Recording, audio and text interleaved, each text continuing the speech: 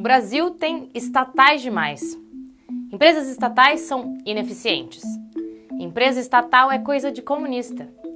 Privatizar traz melhorias aos serviços e alavanca a economia. Eu imagino que você já ouviu alguma dessas frases. Mas o que as pessoas querem dizer quando elas falam sobre privatizar empresas estatais?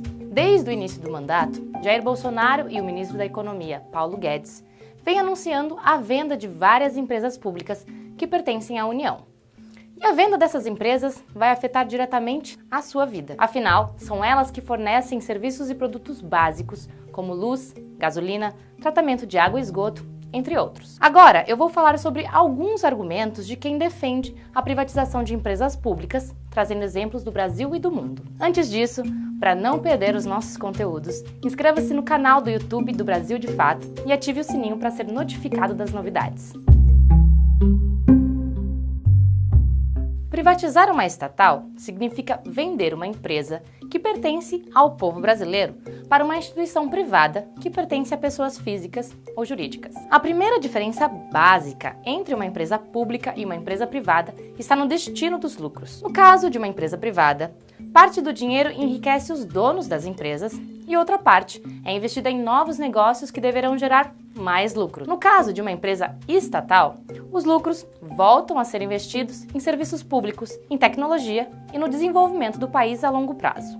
Ou seja, com o uso desse dinheiro, de um jeito ou de outro, quem ganha é a população. A segunda diferença entre elas é em relação ao interesse que guia essas empresas. O lucro obtido pela Petrobras, por exemplo, permite que o governo invista boa parte desses recursos em saúde e educação. Já o monopólio público na extração do petróleo possibilita que o Estado controle a flutuação dos preços da gasolina e não precise importar combustível ou derivados sob preços mais altos. Isso reduz o custo do diesel e afeta no preço da mercadoria que você compra no mercado, por exemplo. Por outro lado, o maior interesse dos acionistas privados é o de enriquecimento.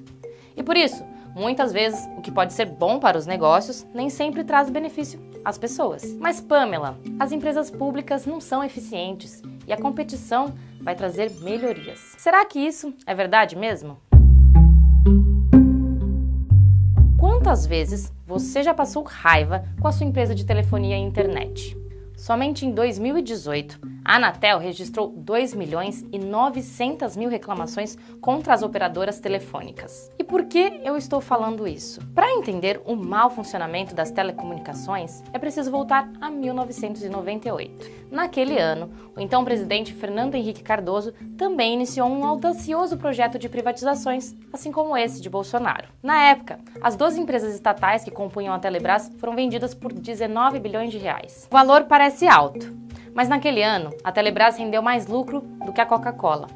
E se continuasse pública, é provável que, pelo tanto que nós usamos o telefone hoje, a empresa rendesse muito dinheiro aos cofres públicos. Outro exemplo, a privatização do setor elétrico, que levou o país à crise do apagão em 2001. É essa venda, há anos atrás, que faz com que a gente pague preços altíssimos na conta de luz hoje em dia. Entretanto, o caso mais emblemático é o da mineradora Vale do Rio Doce, vendida em 1997. Até então, ela era uma das estatais brasileiras mais lucrativas e foi vendida por 3 bilhões e 300 milhões de reais.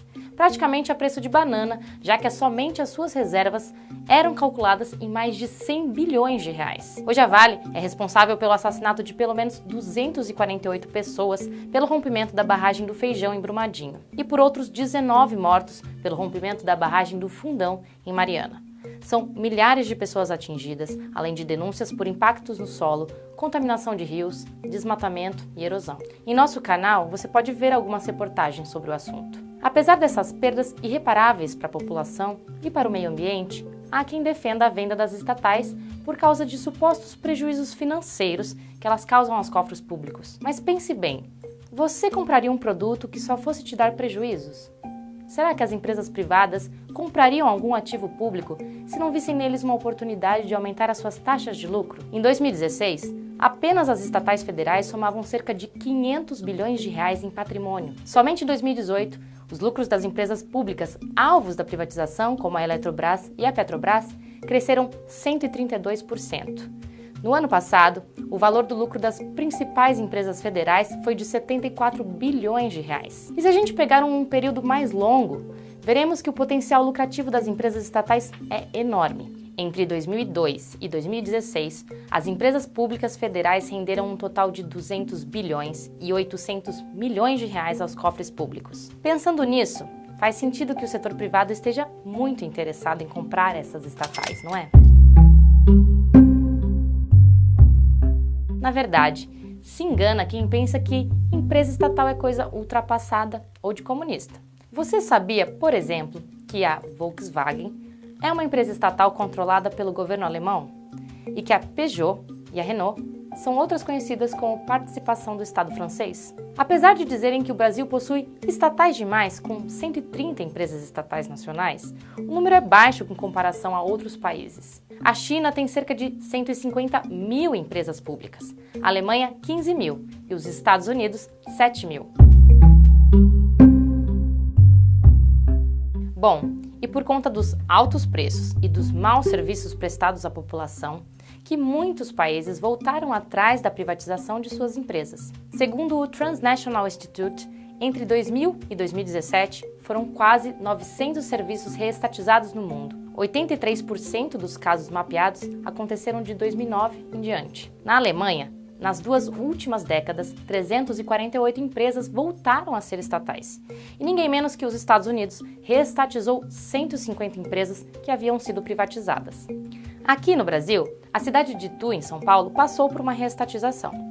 Depois de 10 anos enfrentando o aumento de tarifas, sucateamento de equipamentos e grave racionamento de água, o sistema de saneamento básico da cidade voltou a ser público. Pensando nisso e em todo o potencial estratégico que as empresas estatais têm, faz sentido que o Brasil caminhe na contramão do mundo? Confira os outros 2 vídeos dessa série para entender melhor a política de privatizações do governo Bolsonaro e também quais são os possíveis efeitos para a sua vida caso as empresas sejam privatizadas.